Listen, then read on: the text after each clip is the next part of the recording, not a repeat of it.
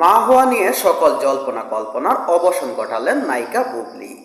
ভালোবাসা দিবস ও ফাল্গুনের প্রথম দিনে চিত্রনায়িকা বুবলি তার জীবনের না বলা অনেক কথা বলেন behind the frame with RK podcast শোতে।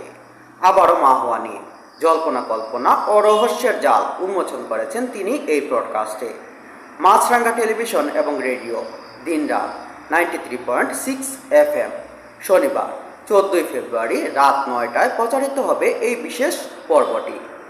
রুম্মান রশিদ খানের সঞ্চালনায় ভ্যালেন্টাইন্স ডে স্পেশাল পর্বে বুবলি জানিয়েছেন তার জীবনের না বলা অনেক কথা, যেই কথাগুলো কখনো কোনো অনুষ্ঠানে বলেননি চিত্রনায়িকা শবনম বুবলি।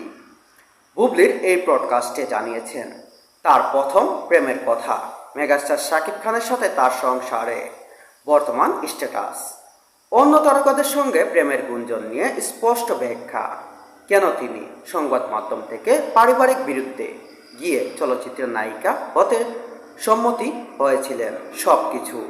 বুবলি তার সন্তান বীরকে নিয়ে কথা বলতে গিয়ে আবেগপ্রবণ হয়ে পড়েন এ নায়িকা।